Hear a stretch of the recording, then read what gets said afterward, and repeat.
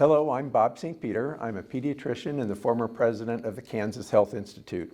Today is May 11th, 2026, and I'm in Lawrence, Kansas to interview two giants of health policy, Kathleen Sebelius and Sandy Praeger. Thank you for being here.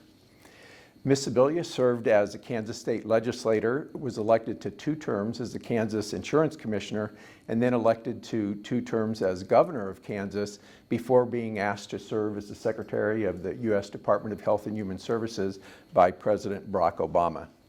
Ms. Praeger started her public service as a city commissioner and mayor, spent time in both the House and a long time in the Senate of the Kansas legislature, and then was elected to 3 terms as a Kansas Insurance Commissioner. Welcome. Thank you both for being here. Thanks. So this interview is part of the Kansas Oral History Project exploring health issues in Kansas. The Kansas Oral History Project is a nonprofit corporation that collects and preserves oral histories of Kansans. The series is supported by donations from generous individuals and a grant from the United Methodist Health Ministries Fund.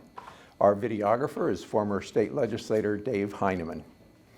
I'm really looking forward to this conversation. First, just tell me a little bit about yourselves and your connection to Kansas, however long those may be. Governor. Well, Bob, nice to see you again. Great to see you. I am a Kansan by marriage. So I met Gary Sebelius, Keith Gary Sebelius, who was born in Norton, Kansas. When he came from K-State University to Georgetown Law School, I was living and working in Washington, and when we got married, we came to Kansas for just a few years, and that was in December of 1974, so I have been here ever since. That sounds like a familiar story. And I was raised in Kansas. I actually born at Fort Bragg, North Carolina, where my dad was serving during World War II. But we moved back here when he was able to manage to get back from the Pacific and be in one piece. And he went into the family business in Paola, Kansas. Wow. The business that my grandmother had started as a used furniture store during the Depression. And she and then her 2 sons, my dad and his brother, went into the business and built it into a nice sustaining business for probably 40 years. Mike and I, my husband and I, met at KU on a blind date. Mm-hmm. And he went then on to med school. We had our family. We had 10 years away from the state and then decided we were going to move back home. And we've been back in Kansas since 1977. Great. Well, the story of having your spouse say that you were going to be here just for a certain amount of time, Commissioner Praeger was involved in recruiting me and my wife, mainly my wife, to be convinced that she could be here in Kansas. So, and that was just for 3 years, and then we were going to move back to the East Coast. So, and that was 1997, I guess. So we did a good job, didn't we? Yeah, well, it's been awesome. One of the things that we're exploring through this whole series is the concept of how healthy we are in Kansas, and how does Kansas compare to other states in terms of health and well-being. You may be familiar with the America's Health Rankings that are put out by the United Health Foundation. They've done it every year for decades. And at one point in 1991, Kansas ranked as the 8th healthiest state in the country. And it decreased over the subsequent decades to a low point of 31st in 2022. We've gone back up a couple spaces. We're at 27 right now. But just over that period of time, Kansas experienced the largest decline of any state in the country in terms of these comparative measures. And I want to be clear, it's not that health in Kansas got worse. It's just that our relative ranking compared to the other states has worsened. So other states are making more progress faster. So I want to just cover in this conversation a lot of the things that have happened over that period of time. But let's just start with, what's your reaction to the concept of rankings? You've both been in very highly influential public positions. When you hear about rankings like this, and somebody might hear, well, Kansas is falling, or where they are now, how do you think of that as a policymaker? Well, your comment about the ranking has to take into consideration, and people need to understand what the background is from the ranking, because there can be a lot of things going on. I think clearly our health ranking has gone down because we didn't participate in the Medicaid expansion, and when other states did. So it's not just us coming down, but it's those other states being able to increase faster than Kansas can, because we're one of, I think, 10 states, and it's really 10. a shame. Yeah. But I also, I mean, rankings I always sort of liked, just because it gives you some measurement of where other people are and what's going on, and it can be helpful competition, it can be helpful in driving a message. It sometimes can be a real black mark. I think employers looking at where to locate a new business, look at health rankings, education rankings. I mean, they want a healthy, educated workforce, so it can be a negative or a positive. But I would agree with Sandy, not only I think has the Medicaid decision been one that has cost us hundreds of millions of dollars over the last now 12 years, but it really has impacted our citizens, as has, the rural part of the state has grown older and poorer, and that rural America is less healthy than urban America. So we have that, a large contingency of our population is in more rural areas, and that's true across the country. And third, I think we don't have policymakers who feel that health is a worthwhile investment too often. They don't prioritize health, they don't look at health. So we've got a kind of confluence of negative factors that have impacted Kansas health. Yeah. Follow up on a couple of those things from insurance coverage perspective. If you look at the uninsured rate, Kansas used to fare better than the country. And again, our uninsured rate has actually improved over time, but because other states expanded Medicaid, their uninsured rates improved even faster than Kansas. So now we're about average, maybe in some measures, some groups even a little bit below the national average in insurance coverage. So that's a good example of what you're talking about.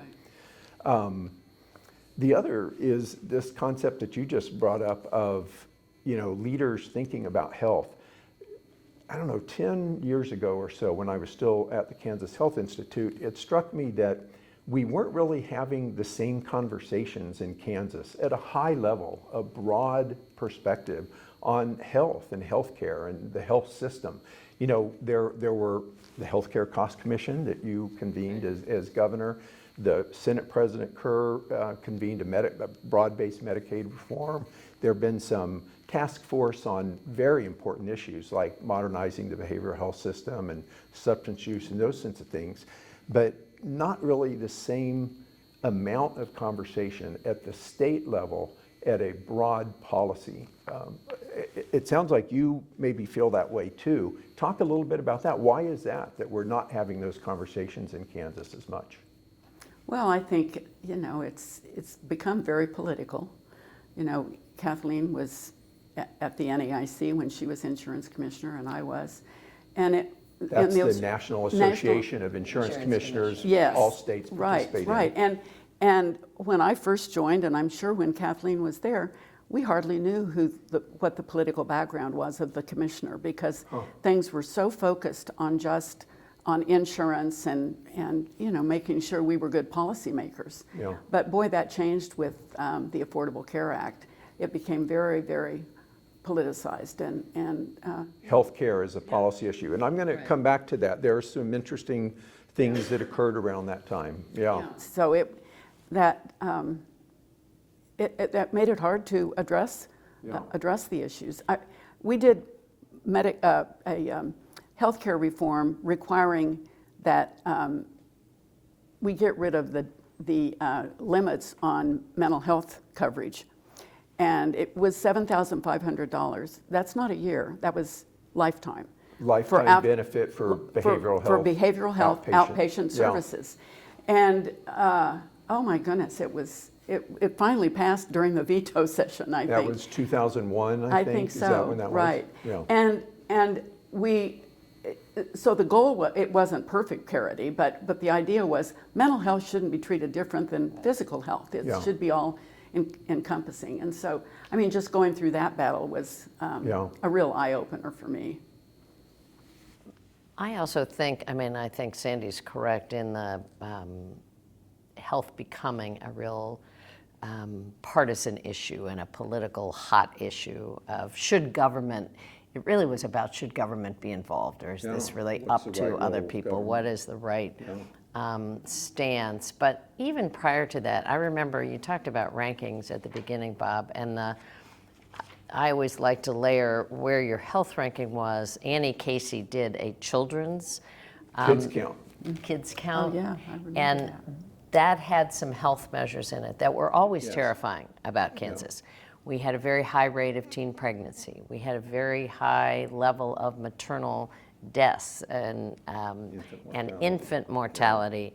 And I think put together, long before the Affordable Care Act became political, those issues should have been a rallying call for Kansans, regardless of your political party or your economic status. I mean, the fact that babies were dying in Kansas, that moms could die giving birth to children, that we had, children's deaths that were higher than other places. But it just wasn't. It was as if we didn't have a lot of leaders from the business community who said this is a priority. They did in early childhood education, they did in some other areas, but I think the lack of a real coalition of business leaders and faith leaders and others helping to drive health statistics was not here in Kansas, and it was present in other states. Huh. You are touching on this aspect of health, that health isn't determined just by the medical care that you get in a short doctor's visit. It's determined by... It's really a health, what happens, the air you breathe, the water you drink, where you eat and work and live and pray has more to do with your health than what happens in a clinical setting. And other states have major investments in the so-called social drivers of health, way ahead of Kansas.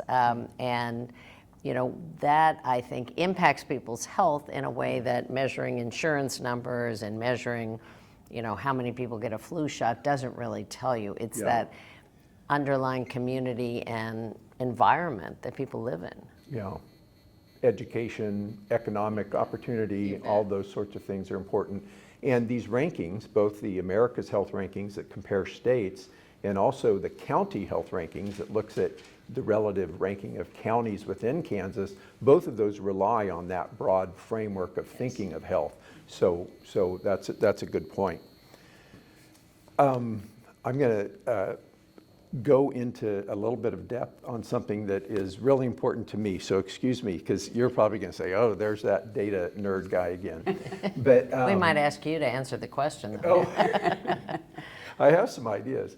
But healthcare is expensive. It's a lot of our economy, almost a quarter of the state budget. A lot of money is spent, a lot of data is collected. I think that people understand that having good data is necessary to have an effective and an efficient and a safe healthcare system. Some states have done more than Kansas on harnessing data to be able to inform policy and do evaluation and understand what's the impact of policy changes that you're making. Both of you with your insurance commissioner background, this concept of an all-payer claims database where you have all the data from all the types of insurance, state, big company, small company, all Medicare, Medicaid, all together to try to analyze that data and use it.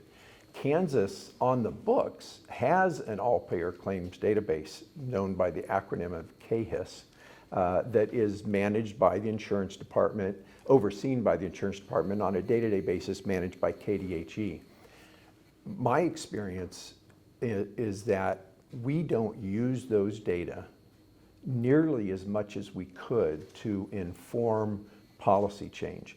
And I will say, since the two of you served consecutively as insurance commissioner, there's been little progress made in using that, even though it's been on the books since before 2000. We were one of the early states to put it on the books, but we haven't really realized the value of those data to guide policy and evaluate change. Why is that? Why is it that we have such a hard time making the investment, developing the political will to use data in that way? Well, you just said developing the political will. Oh. It's all about politics. I mean, you can have the data that demonstrates if we could do some of these things, we'd have better health outcomes. But it's become, as Kathleen said earlier, it's become so politicized. People have always would frequently ask me, why hasn't Kansas expanded Medicaid? What's the reason behind it? I said, there's no reason, it's all politics. But I also think, so you have, I mean, and I think just where the data is stored is a good indication of sort of why it doesn't work. Both Sandy and I served as insurance commissioner, independent agency. At least in our day, it was pretty self-funded because you collect premium taxes, and so there you can interact with the legislature, but typically you're operating to keep an industry solvent and to protect consumers who buy policies so they get their benefits. There isn't a huge policy role out of the commissioners. I mean, you can put yourself in a policy seat and people can listen or not listen. The policy really has to be driven out of the governor's office or out of legislative leaders' offices. They are in the legislature, which both Sandy and I served in every day. Yeah. That's where the bills come from. That's where the money comes from. So it's like having a library that nobody visits. Yeah. The commissioner is often not the person to drive health policy. They may collect data, they may give information, but it should be a repository at the state level driven by the people reporting to the health committees to be really integrated. And Kansas has never been set up that way. And I know you were involved in sponsoring a piece of legislation in the mid-90s that said that a health policy institute that was going to be set up at the University of Kansas at the time would have access to this healthcare database that was managed by the insurance department.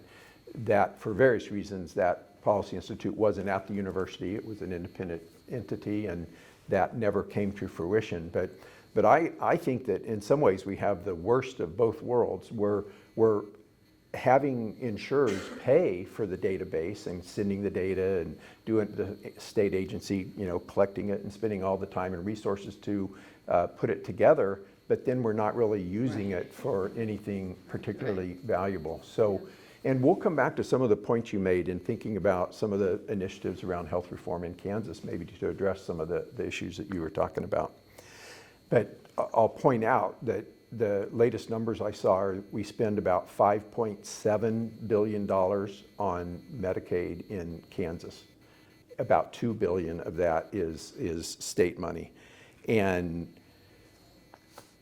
the savings that could be realized, if you even had 0.1% increase in efficiency, then you would really have tremendous savings on that large base of healthcare spending. So it's just been something that's been stuck in my mind, and I've never quite been able to understand why we haven't made more of an investment in that. But anyway, okay.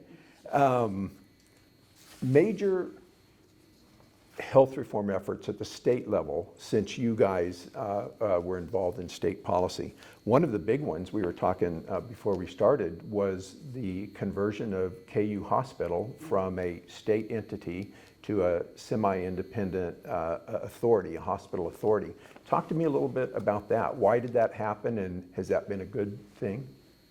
Well, you look at the ranking of KU Med Center now, and it's one of the top medical schools in the country. And for a long time, it was considered the Medicaid hospital. It was where the indigent went. And the other hospitals in Kansas City had a much higher rating and acceptance in the general public. People just didn't go to the KU Med Center. It's considered now the hospital in Kansas. So what were some of the obstacles when they were part of state government that kept them from excelling, doing the things that they're doing now? Well, I think one of the biggest was that they were under the state purchasing process and had to go through that whole competitive bid process, so they couldn't make decisions quickly and efficiently, and I think that was a big thing. Getting them out from under that state government was and really... I think it was hard to be nimble, it was hard to be flexible, Right. it was hard to focus. I mean, the whole cancer initiative, which again is a distinguishing major feature effort. of the KU Med Center now, and being one of the comprehensive cancer centers, I think there are only 37 in the country, would have never happened, I don't think, ever, if it had stayed under state direction, just because it was hard. I mean, the legislature is, if nothing else, they want to be balanced. And KU Hospital was always associated with KU, and extra money to KU was seen as a, parochial initiative by Lawrence and Kansas City. So there was always a state battle over funding and over resources, and it was hard to say these guys should get a lot more money. And making the entity independent and having a different reporting mechanism and getting them out from under the, not only the state purchasing system, but the state allocation system, I think has been a huge boom. Right. And the health authority was put in place as an oversight because of the reluctance of taking too much authority away from the state. But that gradually was phased out and is certainly not needed. And the thought that it was ever part of state government, I think, is kind of a surprise to people. I think it's one of the great stories of the last 30 years of just the transformation of KU Hospital and Medical Center. Yeah. Well, and they were located in a place, you couldn't do that with another location, with another kind of hospital, but where the location was, the talent that was on board, the patient population that they could draw from immediately, and then as they developed more and more expertise, drew from a very regional and national patient population. But all of that would have been much more difficult if it had stayed under. And it was a bipartisan. There was bipartisan support for it. It's interesting that the reasons you cited really that were sort of holding it back weren't related to the quality of the people, the resources, all those sorts of things. It was all these sort of political and maybe funding. Well, it was the framework. Yeah. They were operating in a framework that really was holding them back. Not necessarily the individuals, but the overall expertise of the legislature was far exceeded by the expertise of the hospital folks, and they could not do what they needed to do. So it seems like everybody agrees, not just here, but broadly, it's been a big Huge success for I the think state. so, yeah. Yeah, great. I mean, if there are people who disagree, I don't know who they We're are. not hearing it. Okay. No, nobody's going to touch the hospital. Yeah. Another thing that happened in this period of time that was sort of definitely a federal-state joint effort was the implementation of CHIP, the Children's Health Insurance Program, that was passed by Congress in 1998 and implemented in Kansas in 1999, was basically designed to expand coverage, health insurance coverage, to children in families that were just above the poverty line, not eligible for enrolling in Medicaid. Has enrolled a lot of children, provided very good quality of care to them. One of the interesting things that happened in Kansas with the implementation of CHIP, or the Children's Health Insurance Program, was the decision that it should be a statewide managed care program. And that always was interesting to me. I had come back to the state just about the time that it was being implemented after working on it in the Senate when I was there. And Kansas isn't a state that is set up well to do a lot of what we would consider managed care back in those days. Do you remember any reasons why was the legislature so intent that this would have to be implemented in a managed care system? Well, I can start I was insurance commissioner at the time, and the first interesting decision was Republican Governor Bill Graves came to the insurance department and to me and said, why don't you lead the effort to figure this out? Not out of the governor's office, but out of the insurance department, which I think was very helpful, but in this day and age would probably never happen. I mean, if you think about the If they were of battles, different parties. you bet, Yeah. you bet. That's what the politics may not. And you were the first Democratic insurance commissioner ever. Okay. Yes. Wow. And All first right. woman. And the first woman. But so we, put together a pretty broad-based statewide group to really talk providers and legislators and policymakers and children's advocates, and looked at the whole situation in terms of, implementation. And we had and continue to have a very difficult divide where children were eligible, many of their parents were not.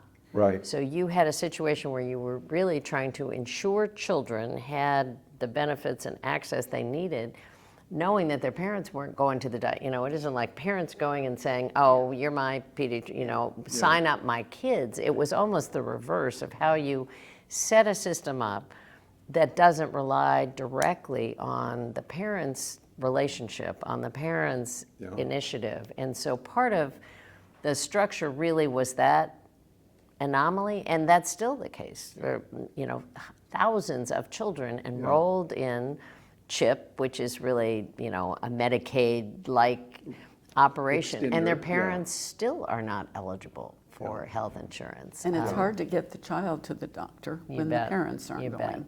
Well, there's been a lot of studies done now that show that insuring families as a unit helps a lot versus having everybody covered in a piecemeal fashion. Well, and having them covered by different benefits and different doctors, and Right. you bet. And that program, the CHIP program, was designed to cover children up to about 2.5 times the federal poverty level. Just to give people some context, that's in 2027, for a family of 4, that's about $80,000 of family income. So we're not talking about wealthy people, but we're also not talking about people not working. These are people earning money. It would be the expanded population under Medicaid expansion. We'll get to that. I mean, that's how they got to those numbers. We'll get to that, yeah. You mentioned already the mental health parity law that was passed in 2001. And I think you said something pretty simple, which is that why should mental health, behavioral health services be covered any different than any other kind of medical services? Well, why had it been that way all those years? I don't know. I think it was partly an insurance issue. Insurance didn't want to cover mental health issues. Okay. They're harder to diagnose, they're harder to understand. Appendicitis, that's easy. You go in, you get your appendix out, done. Yeah. Mental health services are harder to identify and harder to come up with organized treatment plans. Yeah. Well, I also think in this instance, Kansas was ahead of the country because the national parity law it was one of the first things that President Obama signed into law. So it wasn't until 2009 that the federal government finally said there needs to be health parity in mental health. But Kansas had, I think, because of this is the flip kind of good side of it, because of the Menninger Foundation being here, because of attention. I mean, we'd gone through major hospital closures in the early days when I was in the legislature, where people were expected and hoped to be in the least restrictive environment, and the money was to follow the patient, so Topeka State Hospital was closed. So Kansas was actually at the forefront of many of the mental health reform movements. In 2001, 8 years before the feds moved on this, I think was an example of Kansas actually taking a lead and looking out for patients. Unfortunately, the money never followed the patient in the early days of the legislature, and I'm not sure. Once those facilities were closed and the patients moved to the community, the money didn't necessarily follow them into the community. Correct, Yeah. correct. So people started living under bridges, and you ask any local sheriff or police official or jail official, School how many principal. people are in your facilities that Yeah. to suffer from mental health issues, and it's skyrocketed. The money that was being spent on mental health services, especially the mental health hospitals, was supposed to flow back to the communities where these people were going to be living. And that never happened. Never did. Okay. I always look back and think that is a vote I regret, you know, in some Yeah. ways, because there was yes. an amount of money spent on mental health in Kansas, and it never has even barely reached that level 20, 25 years later. I know. I read this. I mean, it just plummeted, never was reinforced, and just dissipated into all kinds of other areas. I mean, it was hard to justify having the mental health hospitals when we knew community mental health services could be much more effective And efficient. but it never happened. So, and you're talking largely about state-funded programs and some federal-funded programs that provide those services. The thing that the Parity Act did do, though, was for commercial insurance, for people with private insurance. It ensured that they were able to get those sorts of services covered just like they could for a broken leg. In a limited That's way. right. You Yeah, could, yeah. but unfortunately, if the state money wasn't there, you didn't have facilities for people in crisis to be treated. You often had a serious lack of provider, particularly for pediatric issues. Okay. That has really just grown and grown. So there is having commercial insurance, having government insurance cover provider services, hospitalizations, whatever, is great. But if you don't have a hospital, you don't have a crisis center, and you don't have a provider to go to, the insurance coverage doesn't do much. And often the hospitals, the people with mental issues would end up in the hospital emergency rooms, but many do not have the capacity to treat them. So they would be taking up valuable space in the emergency rooms, and there was no way to really provide the care they needed. The impact on the correction system, jails, as you said, and on schools for the unmet behavioral health needs is just a huge impact. And going back to the health rankings, one of the areas where Kansas is significantly below average is in the availability of behavioral health providers, especially for children around the state. So that's one of the areas, and we know some of the challenges with providers all around the state, but behavioral health and oral health, dental health providers are areas where Kansas really does lag. Well, and this can't be done in dental health, but at least in the behavioral health area, the impact of telemedicine and the explosion of finally payment for telemedicine can help, particularly in a lot of those pediatric areas. But yeah, we lack that's what I was saying. Without the state investment, that even if you have commercial coverage for insurance, you need a state, backbone. So the transfer of those dollars from institutional settings to community settings was a huge failure of Kansas. Okay. And behavioral health with young people, especially today, with the social issues around cell phones and What we know about frightening. the importance of those things on overall health certainly could be expected to have an impact on overall health and well-being. Well, and the trauma, I still think we're at least a decade or a decade and a half away from fully understanding the COVID trauma. When you take even healthy young people and cut them off from social interaction, from teachers, put kids who are already in precarious situations in far more precarious situations 24/7. You don't have food coming on a regular basis. You don't have a caring adult looking out for them. I mean, I think we have a generation, not just in Kansas, but across this country, that we haven't even begun to cope with yet. And on that optimistic note, We'll move on. Around 2003, there was a Medicaid reform task force put together, I believe, by Senate President Kerr at the time, about the time you came in as governor. And you began developing a comprehensive, broad-based initiative around health reform. One of the things I remember, I think you were the first governor to hire a director of health policy actually in the governor's office. I don't know if Bob Day was that person. I don't know if he reported directly to you. He did. But that was a new approach to thinking about. Bob Day just died. Yeah. Anyway. Yeah. Another, we'll stay on the positive side here. Yeah. But Bob was very influential in that. What made you decide to appoint that position in your office reporting to you? Well, again, as I've said earlier, I think that part of the Kansas effort has to be led by the executive branch.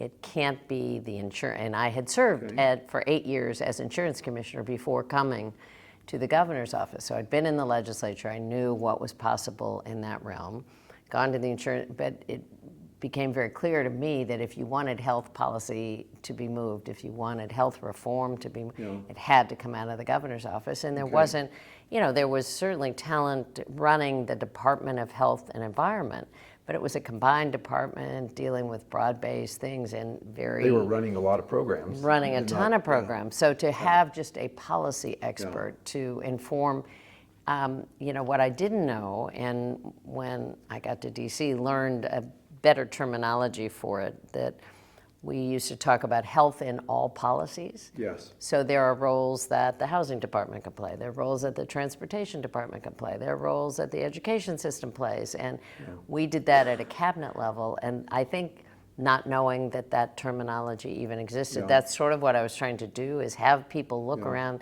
how you have a healthier state. What are the policy changes that could be made across the board? And I've heard you say that one of the things that attracted you to the job at HHS in particular was the opportunity to have an impact on that broad set of policies and programs, not just healthcare and health insurance. You bet, because when Barack Obama announced for president, he said, we're going to pass a major health reform.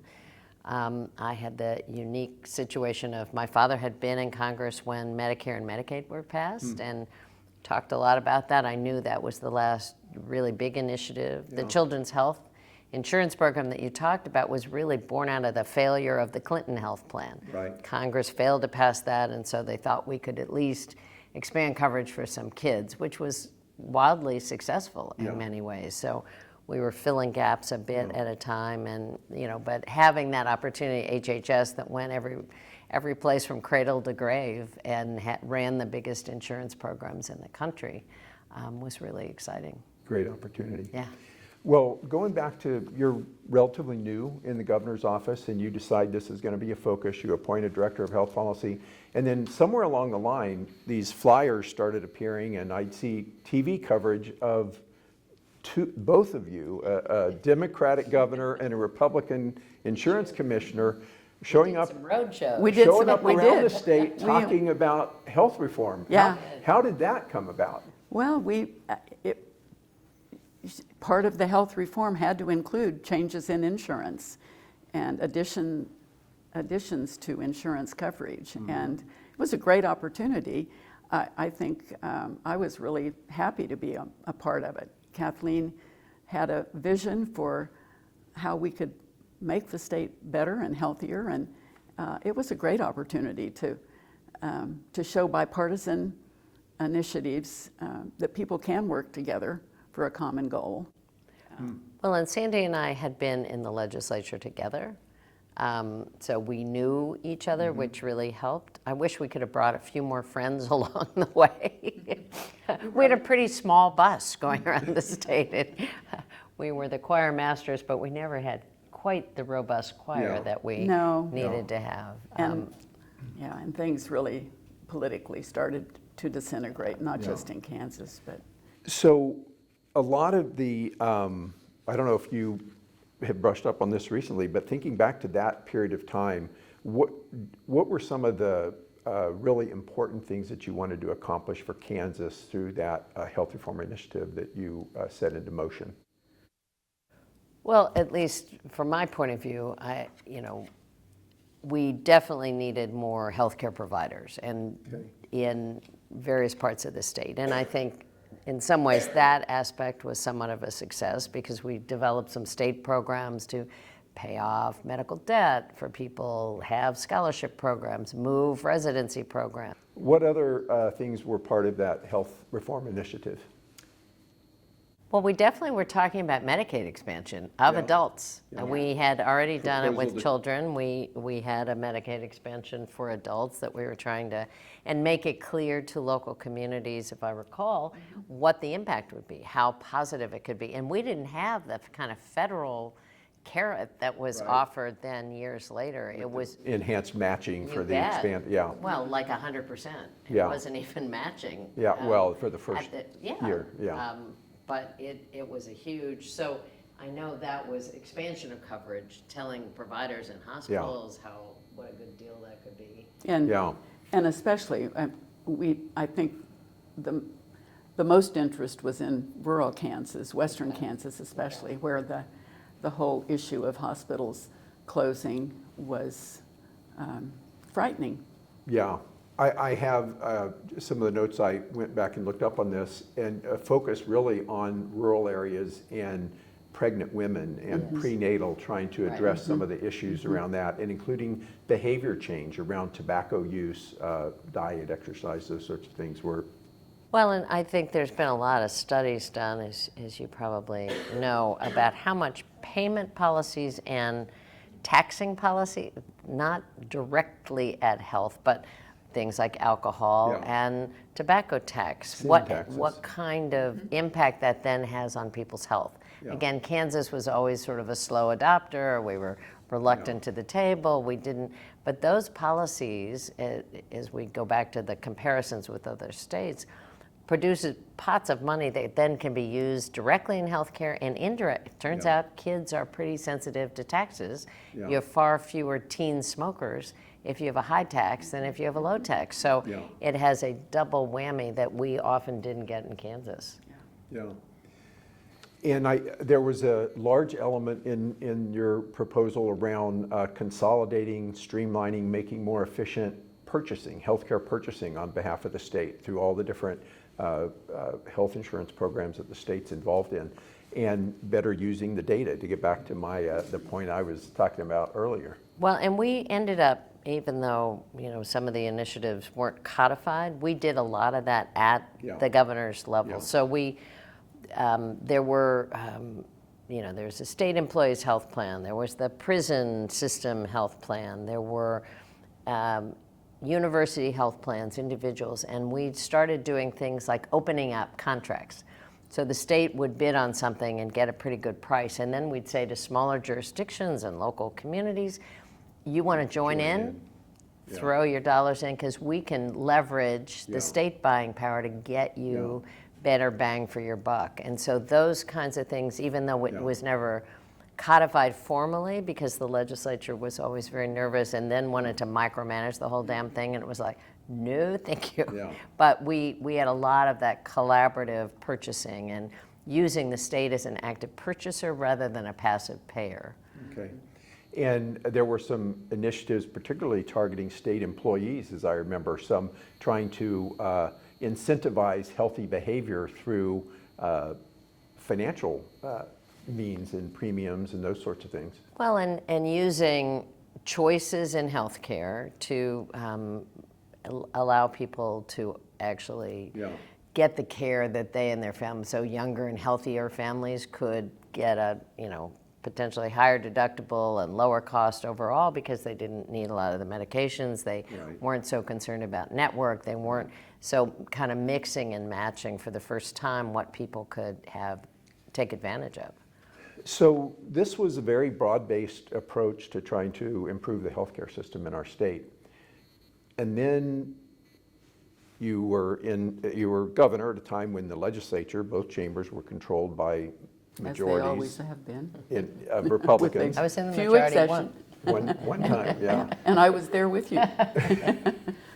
But what happened politically? What were the machinations that then led to a legislatively driven initiative around creating the Kansas Health Policy Authority, and how did you sort of dovetail those sorts of initiatives?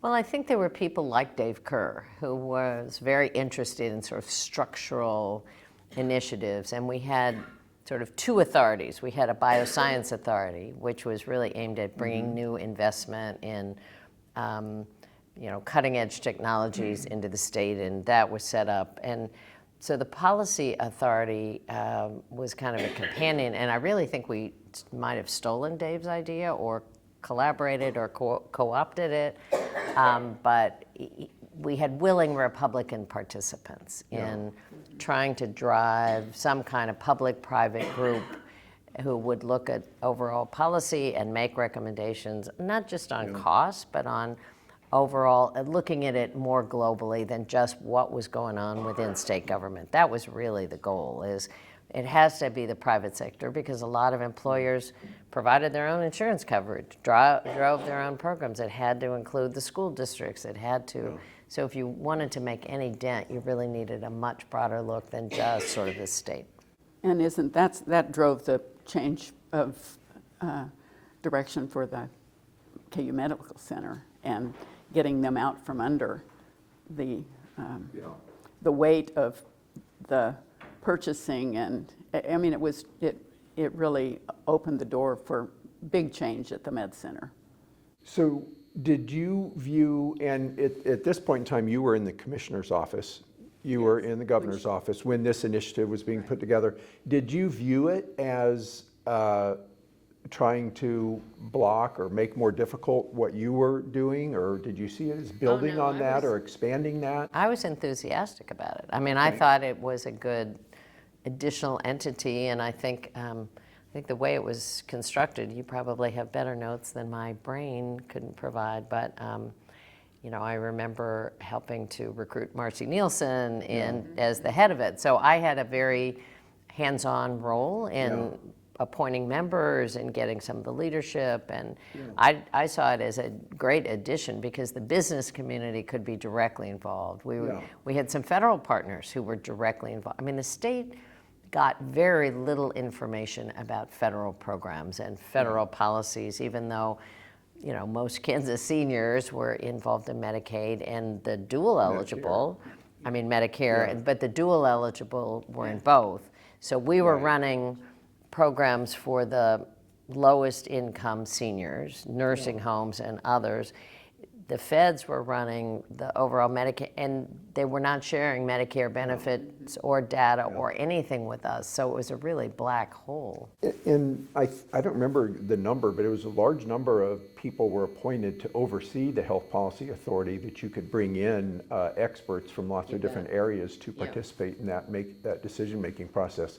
I think one of the theories of the Health Policy Authority was that by creating a governing board like that and having an agency not directly under the control of the governor, that it would insulate the governor and potentially the legislature from making tough decisions that have to be made around Medicaid on the budget issues primarily, and that maybe having this more independent entity, quasi-independent entity would provide some insulation. Do you think that was pipe dream? Did that happen at all, or I'm not protect the governor or the legislature from those tough decisions? Well, I never had, in thinking back on it, a lot of dispute with what the recommendations were. We just couldn't get them in. I mean, most of the recommendations still had to go through the legislature. So if they were coming from Mars or from the Health Policy Authority or from, Salina, it didn't matter. It still had one route to get into law. There were things I could not do by executive order. I did what I could by executive order or with my buddies in other areas, but that still was the flow through. So it wasn't so much about protecting me. It was like how you get this immovable body who isn't particularly interested or committed to these topics to do something helpful. I think that was my hope, that having, proposals not come out of the governor's office, but come out of an entity with business leaders and federal officials and other, maybe that would have a different audience in the legislature. Maybe there'd be some more uptick, but my recollection is they were met with much of the same lack of interest or lack of initiative. Yeah. Easier to say no than to try and understand so you can say yes. And it just So it wasn't like complicated. school closure or base closure or whatever.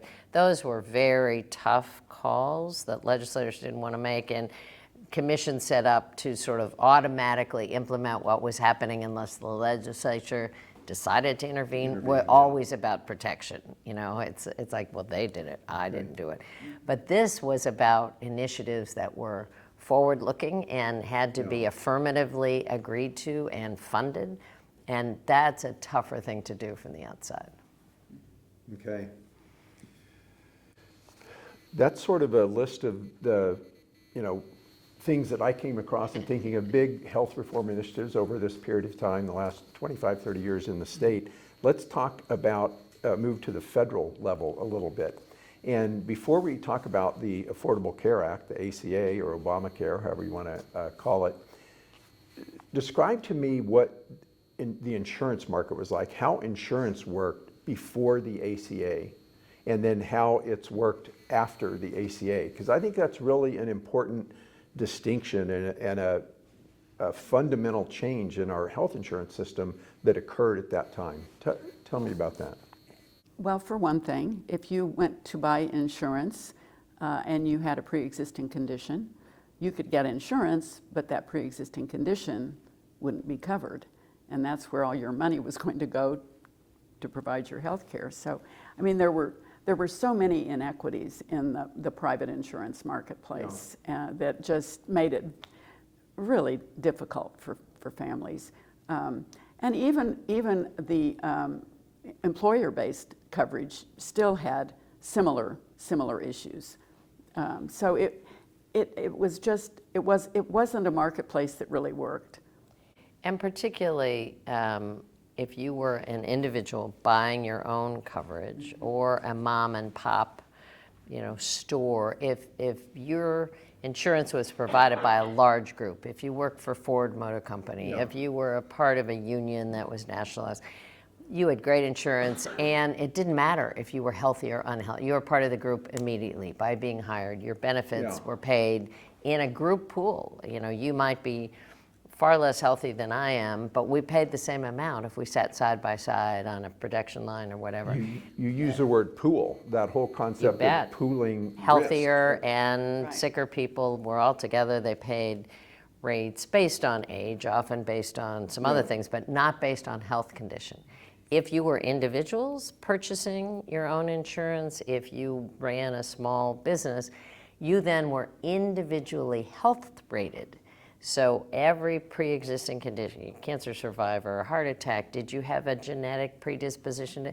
I remember they used to say a kid who had taken Accutane to get rid of acne, more likely to be at risk. So it was the Wild West. The insurance companies could lock you into an expensive plan, kick you out of an expensive plan, cancel your policy, charge basically anything they wanted. And that's what the insurance department was there for, to help those consumers who really had issues and were struggling to try to keep their coverage or get their coverage to pay for the things they thought should be and was covered. Policy covered, But Sandy will remember there was a so-called high-risk pool. And for many states cancer tried survivors, and most states had them in place.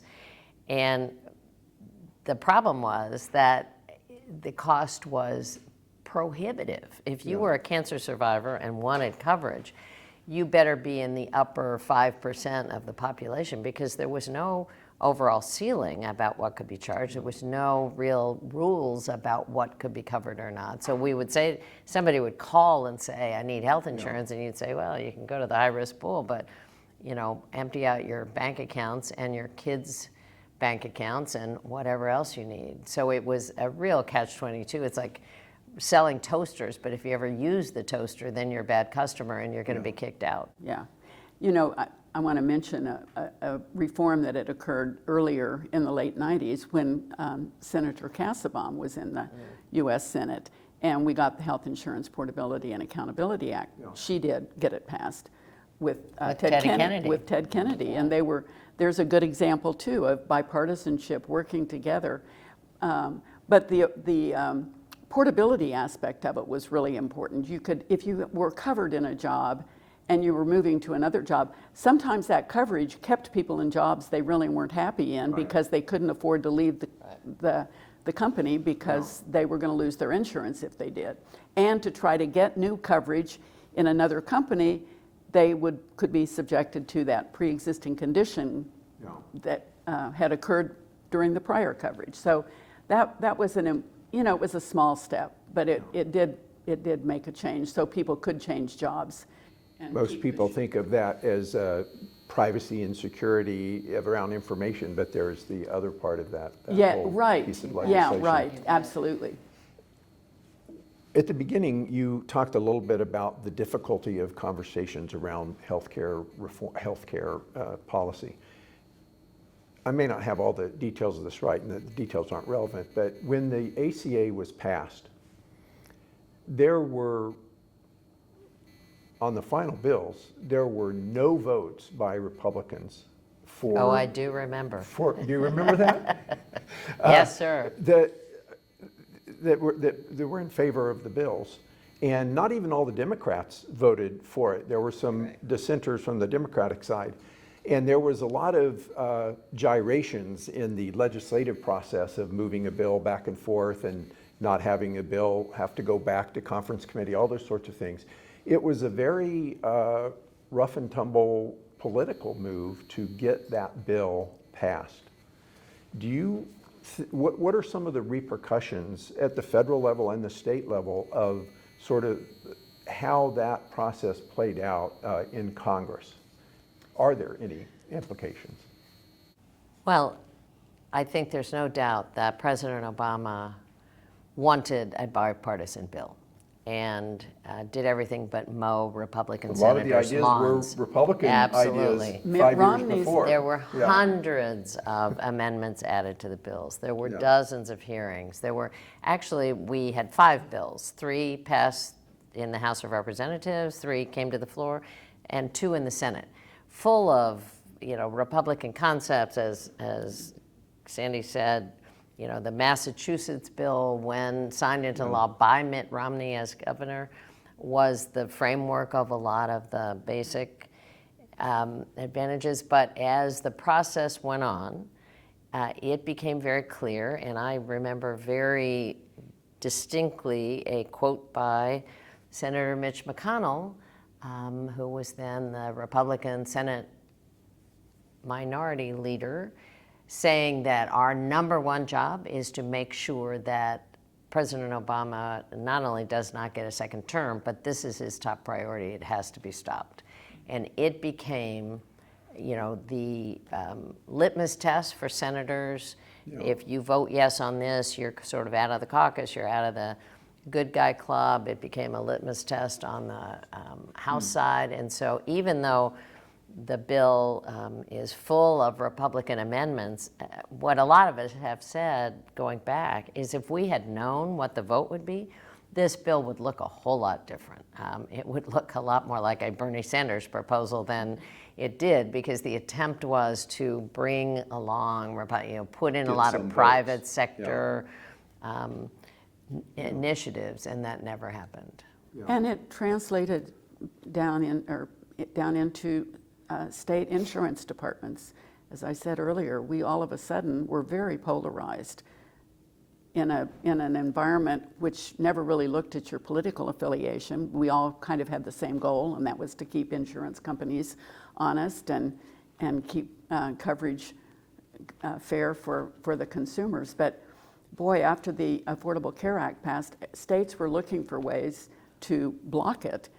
Well, the day that President Obama signed the bill, 16 Republican attorneys general sued about the constitutionality. I mean, that was they didn't even allow a 24-hour celebration. It was war, And the next day, I partisan think war. the Republicans in Congress introduced a bill to repeal Well, it. they did that 400,000 Yeah. times, but Yeah. the file of the suit. So you had the lawsuit, you had the re-election campaign, which was, the lawsuit was finally decided in July of 2012. Then you had a re-election campaign where Mitt Romney said day one he would repeal the bill based on his own framework, and that, so it went on and on and on. But the opening salvo was filed the day he signed the bill With the lawsuit. by the states, and Yeah. because states are still, I think this is a wildly held misconception. There was nothing in the bill that changed the state regulation of insurance.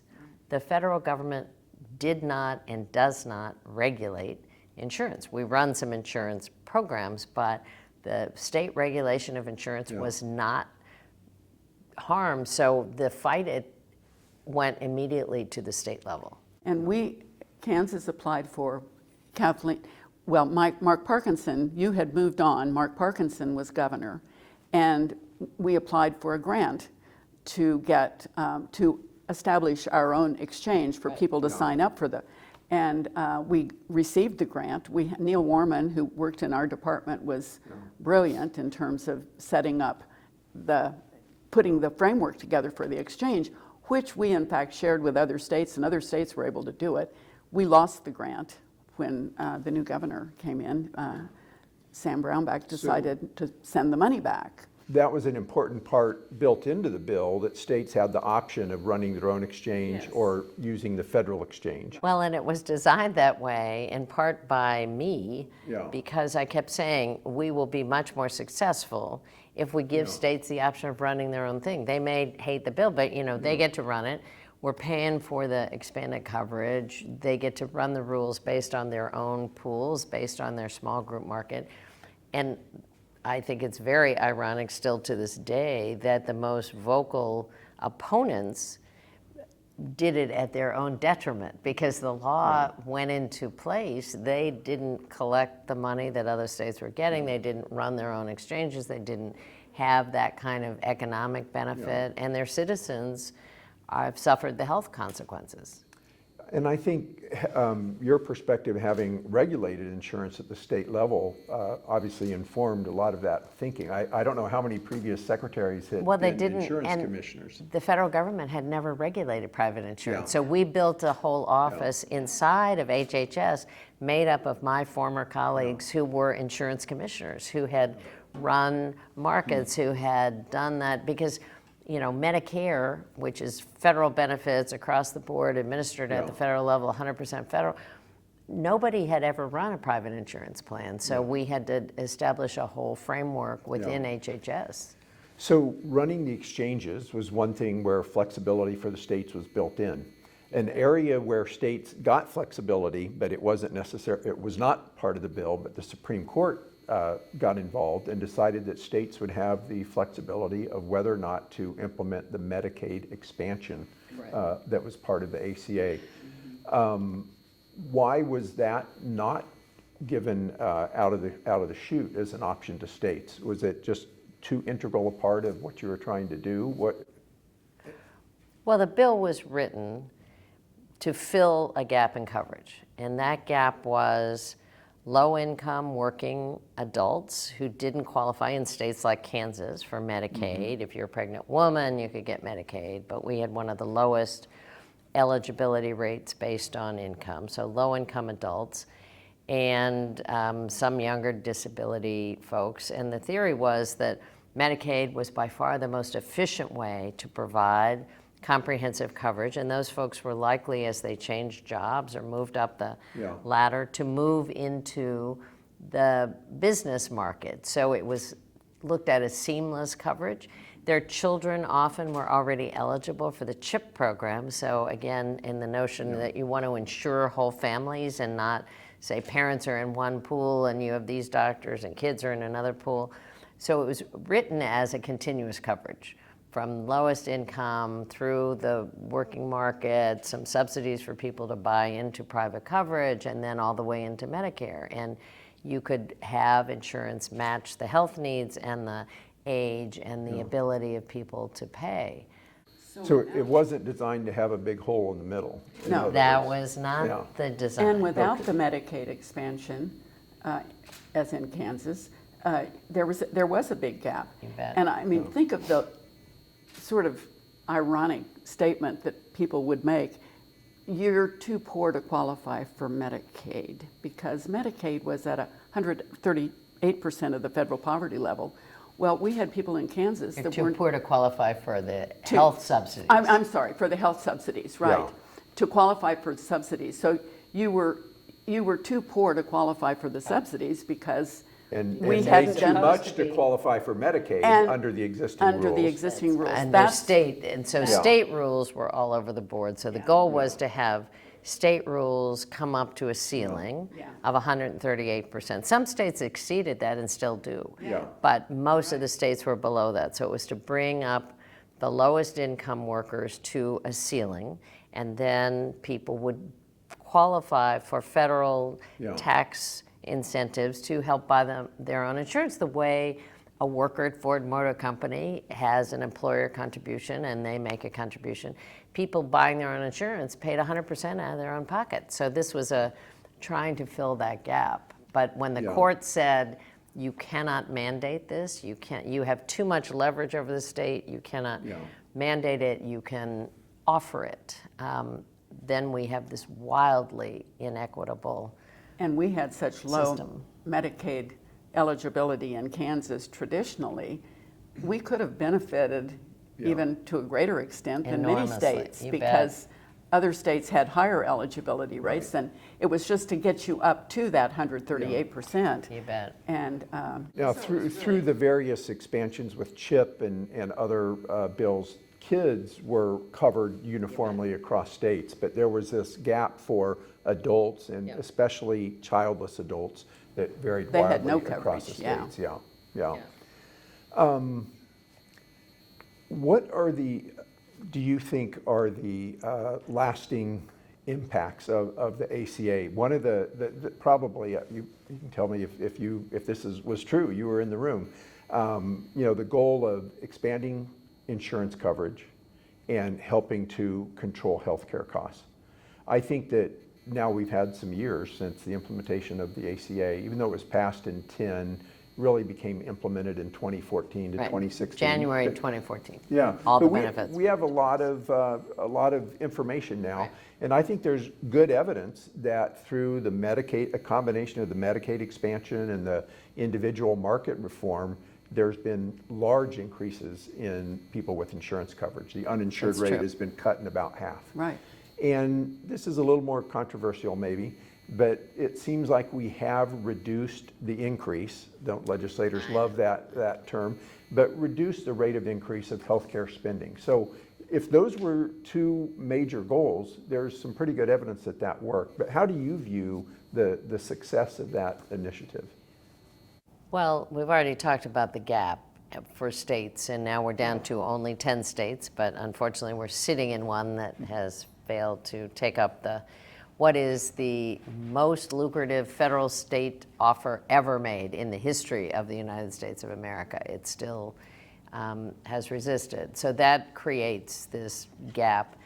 I think in many ways, Medicare overall costs rose at the lowest levels ever seen in the Medicare program during the points of at least the Democratic administration's efforts on this bill.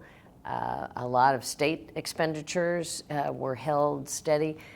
Reducing costs has still not happened. We need a much more global effort that can't just involve the government programs. It's got to be Yes. over, because what we're doing now is sort of pushing Jell-O around. The private sector is picking up costs that are pushed to somebody else. So, but in terms of public expenditures and cost efficiencies, if you look at Medicaid inflation, it ran well below the overall rate of inflation during the years that somebody really wanted the program to work. And so I think the evidence is pretty good that that framework can be helpful. Yeah.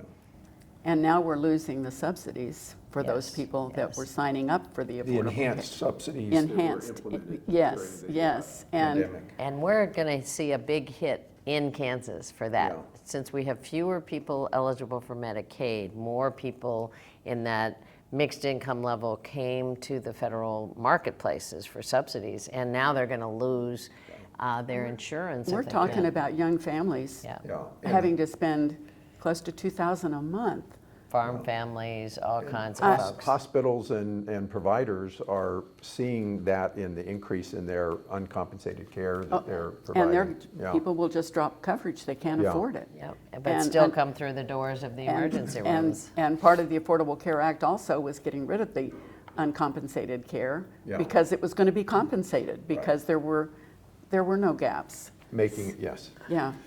Well, this has been a fascinating conversation. There's a lot of elements of the ACA, obviously, that we haven't even begun to touch on, but very interesting to hear about the interplay between the state level and federal level on particularly around insurance coverage and some of these big challenges. So thank you very much for joining us today. And One comment that I know Kathleen saw this a lot too. People would be interviewed, what do you think about the Affordable Care Act? I think it's really probably a good idea. Well, what about Obamacare? Oh, well, no, I don't like Obamacare. I mean, it became so political, people didn't even know what they were saying. But I would say the flip side of that is healthcare is the most personal benefit that people look for. It terrifies people that they will not be able to take care of themselves or their families if they get sick. It is a very frightening situation if somebody says your benefits aren't going to pay if your house burns down, but healthcare, oh my.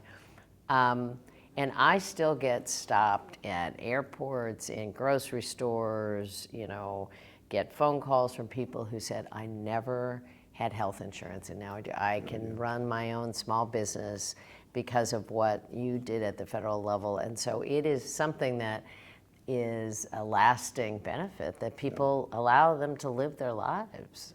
And probably a lot of parents who thank you that our kids are able to stay on our insurance for a little bit longer, like our two kids. Yes, Yeah. yes. I used to say, I don't know what John Sebelius is doing, but I know it doesn't come with health care. So, Well, thank you very much. Thank you.